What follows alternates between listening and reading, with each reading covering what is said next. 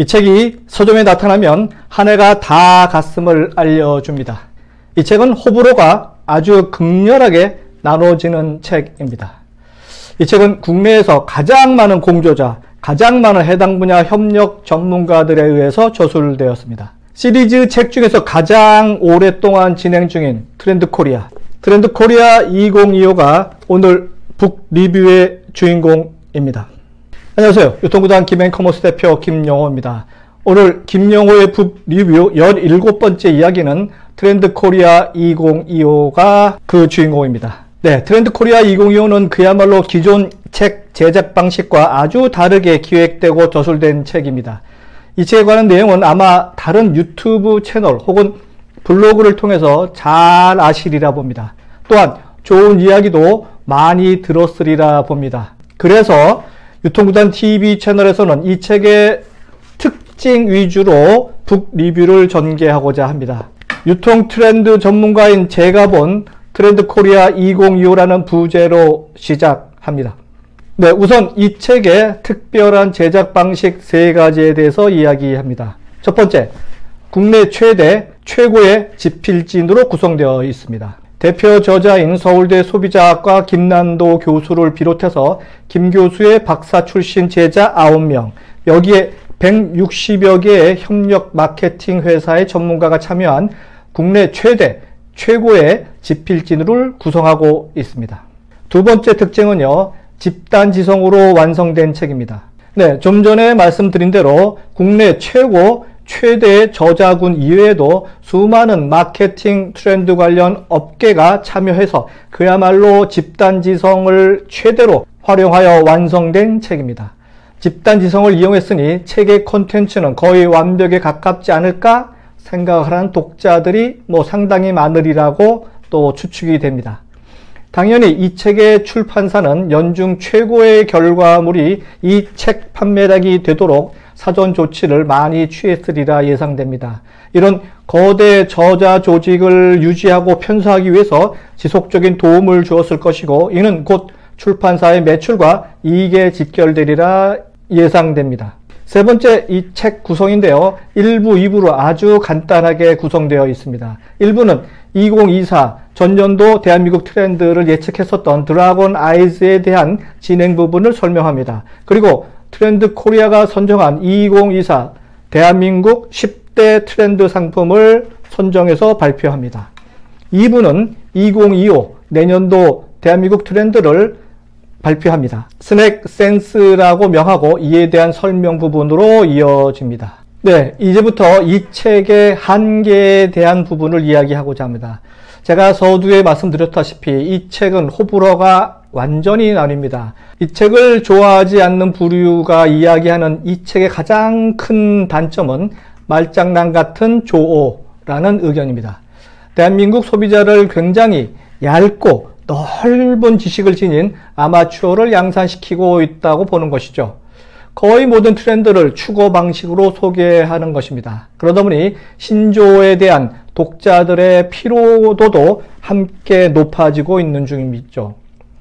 또한 이 책을 먼저 구입해서 읽은 독자층의 지적 과시 욕구를 자극하기도 해서 늦게 읽거나 아예 보지 않는 사람들과의 차별화 포인트를 두기도 합니다. 자, 자세한 예를 5가지 카테고리로 사례를 들면서 알려드리겠습니다. 첫 번째, 중요한 글로벌 트렌드에는 둔감할 가능성이 높아 보입니다. 국내 트렌드에 초점을 맞춘 책이다 보니까 글로벌 트렌드에는 구조적으로 취약한 부분이 있습니다. 예를 들어 이렇습니다.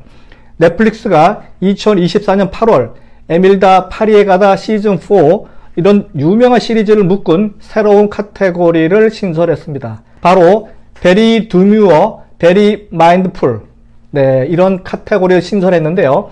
드뮤어 처음 들어보신 분 많으실 텐데요. 이는 얌전한, 조용한이라는 불어입니다. 프랑스어.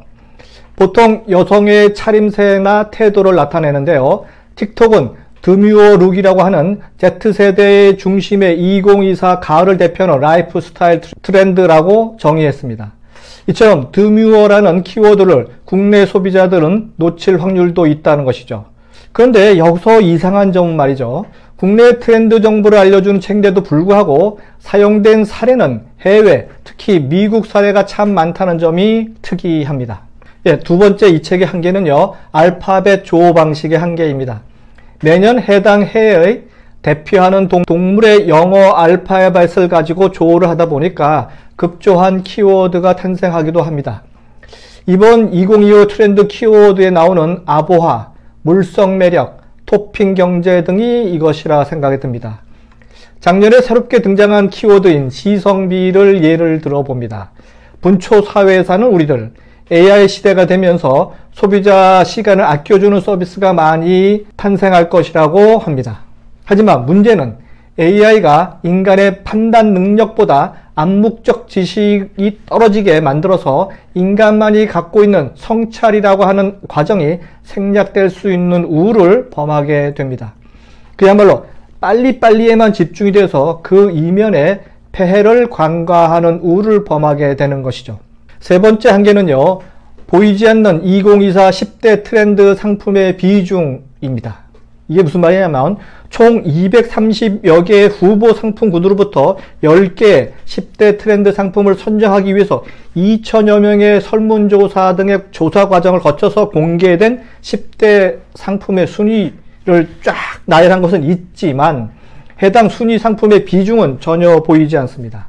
분명 1위 푸바오가 10위 육아 지원 제도보다 훨씬 많은 관심을 가졌으리라 봅니다. 하지만 해당 상품의 가중치가 없으니까 10대 상품에 대한 관심과 그 이후에 대한 지식 소비가 애매해집니다. 네 번째 이 책의 한계는요, 예전에 알고 있던 키워드를 2025년식으로 살짝 바꾼 키워드들이 참 많습니다. 예를 들면 이렇습니다.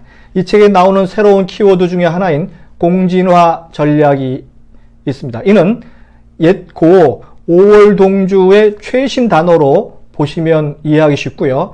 체험이라는 단어 대신에 물성 매력이라는 단어로 표현했습니다. 또 소비자 중심의 커스터마이징이라는 것은 토핑 경제라고 표현합니다.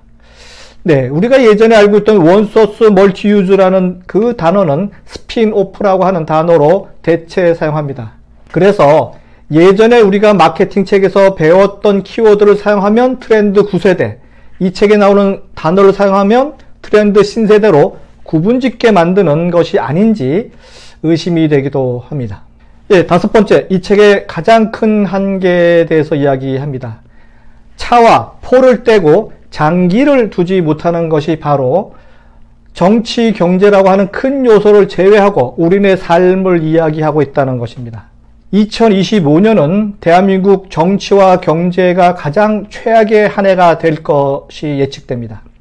가계부채, 기업부채, 정부부채 등 국가빚이 7천조에 이르는 골물대로 골문 대한민국 경제, 그리고 비상식이 상식인 양 진행되는 정치판, 이소우화에 나오는 벌거벗은 임금님에게 벌거벗었다고 제대로 말도 못하는 정치판에서 벌거벗은 임금님이 말에서 내려올지도 모르는 아주 위태로운 대한민국입니다.